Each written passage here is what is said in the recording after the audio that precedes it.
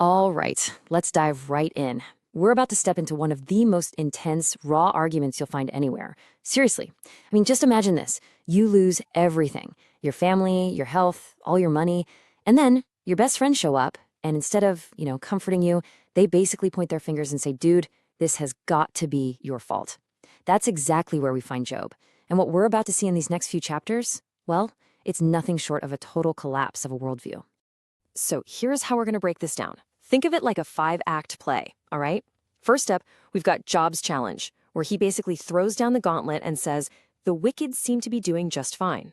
That's met with Eliphaz's accusation, which is, well, it's a nasty personal attack.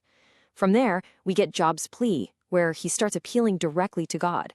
Then he lays out his evidence, a whole list of injustices he sees. And it all wraps up with Bildad's end, which is where his friends just run out of things to say. So yeah, let's get into it. Okay, Act 1. This is Job's huge counter-argument in chapter 21.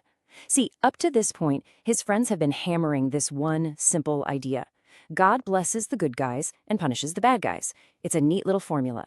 So their thinking goes, Job, you're suffering, so you must be one of the bad guys. But Job is about to take that neat little box and just smash it to pieces with the hammer of real life.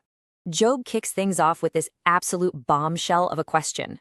This one sentence cuts right to the very heart of everything his friends have been saying. He's basically shouting, hey, look around you. Open your eyes. Does the world actually work the way you claim it does? Because if suffering is always a punishment for sin, well then why, he asks, do the wicked not only live but grow old and super powerful? And look, Job isn't just, venting here. This isn't just an emotional outburst. He is laying out cold, hard evidence. He's describing what he sees with his own 2 eyes. The wicked, their kids are successful. Their homes are safe. Their businesses are booming. They are partying, living it up. And then, instead of some awful, drawn-out death, they just go quickly and peacefully. This isn't a complaint, you guys. It is a point-by-point, factual takedown of everything his friends believe. So Job's conclusion here is just devastating. He looks his friends right in the eye and tells them their comfort is totally worthless. And why? Because it's all built on a lie, a falsehood. They're choosing to ignore what's really happening in the world just so they can protect their tidy little belief system. And Job is just not having it.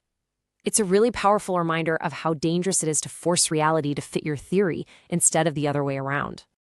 And that brings us to Act 2. So Job has just systematically dismantled his friend's entire argument using evidence from the real world. How does his buddy Eliphaz respond? Oh, he just changes the rules of the game. Since he can't argue with the facts, he attacks Job himself. This is where the debate stops being about theology and turns into a vicious, personal assault. And this right here, this is such a timeless human thing, isn't it? When someone's rigid worldview gets slammed with inconvenient facts it just can't handle, the easiest thing to do is attack the person who brought up the facts.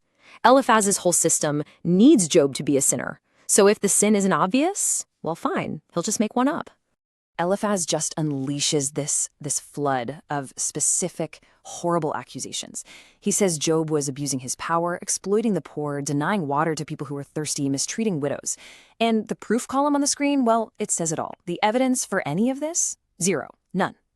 This isn't comfort anymore. This is character assassination, and it's born from a desperate attempt to make reality fit a theory that's already broken. So after just inventing this whole list of sins, Eliphaz offers his simple little solution.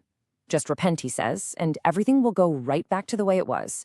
God will give you your money back, you'll be happy again. The tragic irony here is just gut-wrenching. He's telling an innocent man to say he's sorry for things he never, ever did. It just shows how his theology has absolutely no room for mystery or nuance or, frankly, any real compassion. All right, Act 3. Job has been completely let down by his friends, so he just turns away from them. He's done. He's done trying to reason with them. His new strategy, if no human court is going to give him a fair hearing, he's going to appeal to the highest court in the entire universe, God himself. Man, you can just feel the desperation and the deep longing in that cry, can't you? Job wants his day in court. He truly believed that if he could just stand in front of God and lay out his case, present his arguments, he would be proven innocent. He has more faith in a direct showdown with God than he does in any of the so-called wisdom from his friends. But here's where the pain gets even deeper. He desperately wants to find God, but all he gets is silence.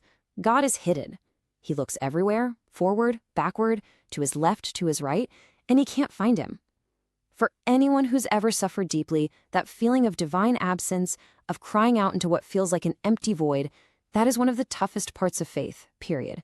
And yet, right in the middle of all that darkness and that crushing silence, Job says this incredible statement of faith. It's a huge turning point. He's saying, even though I can't see God, I know He sees me. He knows what I'm going through. Job is convinced that this suffering is a trial, like a fire that refines metal, and he believes that when it's all over, his integrity will shine through, and he will come forth as gold. Wow. So now we're in Act 4. Since Job can't seem to get his audience with God, he just keeps building his case. He basically turns the whole world into his courtroom, and he starts laying out this detailed, brutal list of all the unpunished evil he sees everywhere, which just doubles down on the point he made back in chapter 21. And this isn't some vague complaint, This is like a prosecutor's opening statement. Job lists specific social injustices, people stealing land, the rich exploiting the poor, the most vulnerable people being abused. He talks about how criminals, murderers, thieves, adulterers seem to get away with everything, using the dark as their cover. The whole city, he says, is groaning with the cries of the wounded. And this is the charge. This gets to the absolute core of Job's problem, both legally and theologically. He sees all this wickedness, he hears the cries of the suffering, and his conclusion is, God doesn't seem to be doing anything about it. God isn't holding these evil people accountable, and that forces him to wrestle with this massive problem of evil. If God is supposed to be just, then why does he let so much injustice slide? And that brings us to the final act, Act 5. We get the last word from Job's friends, this time from Bildad, and it is shockingly short. After Job's long, detailed, evidence-based arguments, this is all they've got left? Their whole theological well has just run completely dry. That's it. 6. Their entire final argument is just 6 verses long. I mean, Job has presented this mountain of real-world evidence, and this tiny little speech is their response. The shortness of it is basically a confession. They've been defeated.